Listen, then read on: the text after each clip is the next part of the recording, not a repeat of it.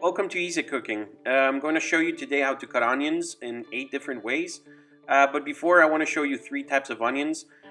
These are the most common ones that you will find. And the important thing is that you choose the ones that are firm, that look shiny, and have no soft spots.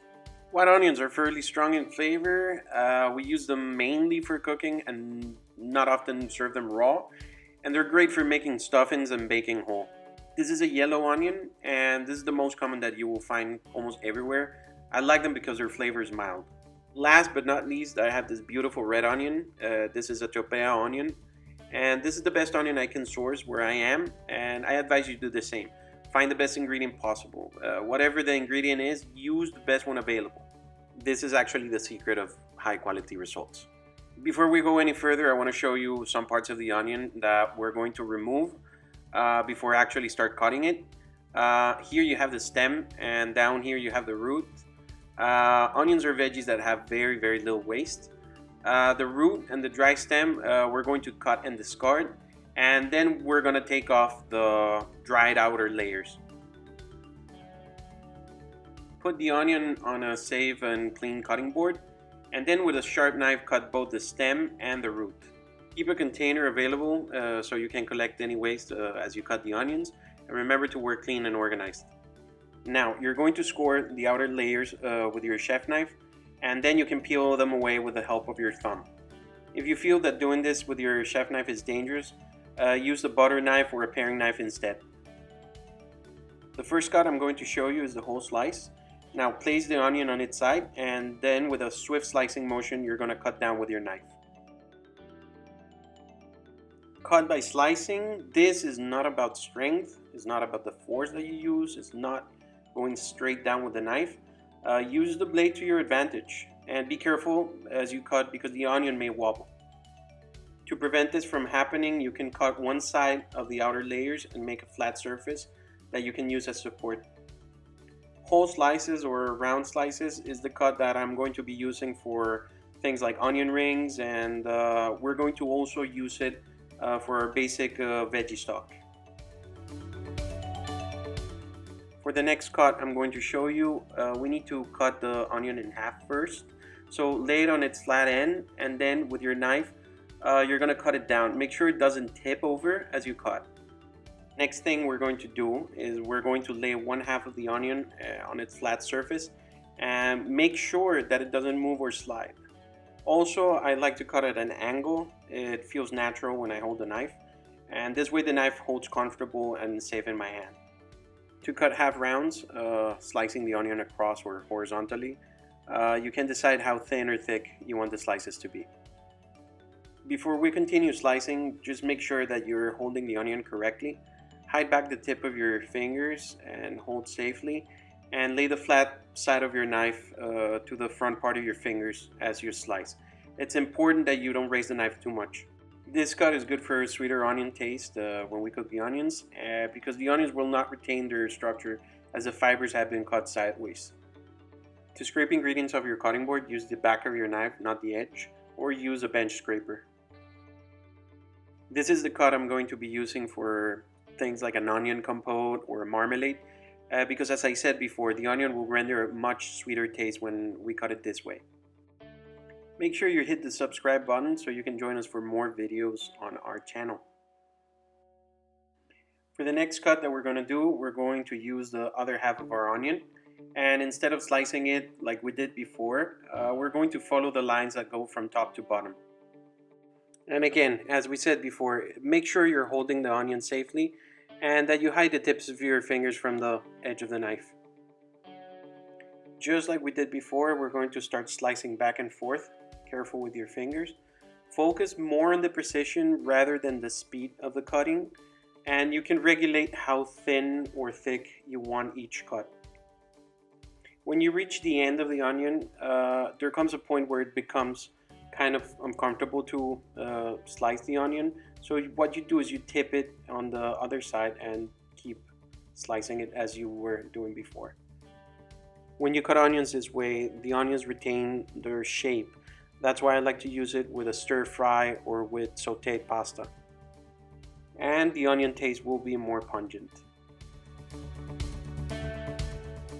For the next cut, we're going to take an onion and do just the same we did before. Cut it in half.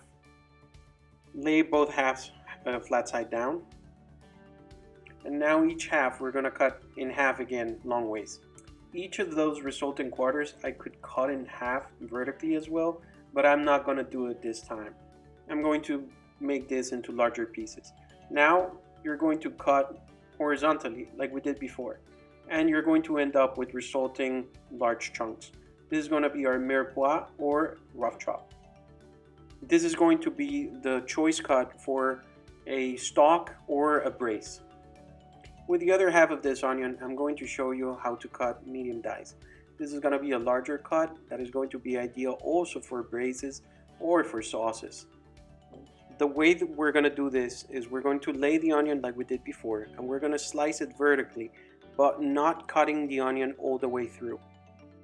Then we're going to cut horizontally, careful with your fingers, one time. And then we're going to chop as we did before with the horizontal cuts. If at the end of chopping like this you end up with a piece of what was the root, a larger piece, you can do two things. You can destine it for making stock, or you can continue chopping it as long as it doesn't contain the core of the root. Keep something in mind, once cut, onion doesn't keep for very long, so make sure you keep it in the fridge. Now for small dice, I'm going to do exactly the same I did before, like I did for the medium dice. I cut the onion in half. I'm going to lay one of those halves in the cutting board, and now what I'm going to do is I'm going to slice vertically like I did before, not cutting the onion all the way through. Don't focus on the speed, focus on the precision of your cuts, and those cuts are going to be much tighter together. I'm going to cut one time horizontally like you see, and then I'm going to slice down like we did before, just at a much smaller dice.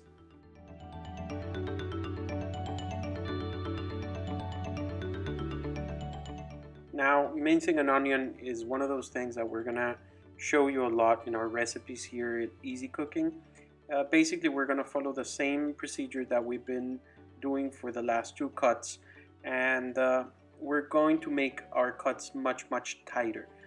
There's an option that some people do it very fast that I've seen in some places. I don't like it. Focus on the precision of your cuts. Don't focus on the speed of your cuts. Once you have the practice that it takes to make all these cuts, you can apply a little bit of speed. But this is about precision. This is an elegant cut, and actually after this I'm going to show you another method on how to make a mince that it's actually way more elegant and way more precise.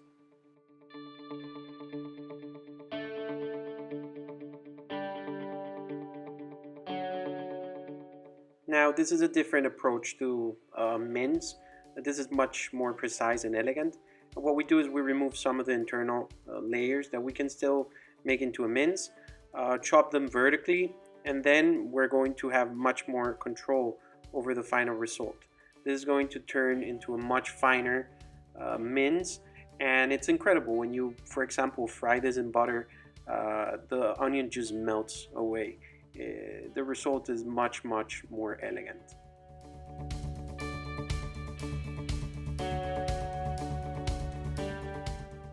To finish, I want to do a recap with you in the cuts that we have done today. First cut that we did was the slice whole, the round slices. This is a cut that we're going to use with things like onion rings and also our veggie stock. Then we have the slice across, or the horizontal slicing. That is going to give us a much sweeter onion taste when we cook the onions. And the slice long ways. That is going to be a cut that retains much more the integrity of the onion and also gives us a more pungent onion flavor. Then we have the Mirepoix, classically used in stocks. And then we have the medium dice that we can use in sautés and something like a braise. Then we have the three kinds of small dice, mince and mince fine. Each of them is going to give us a different flavor, presentation or texture. They just are different from each other in the small size of the dicing that we do. Like our video and let us know in the comments if you would like some other specific culinary techniques for us to show you. And make sure you hit the subscribe button, and see you next time. Thank you.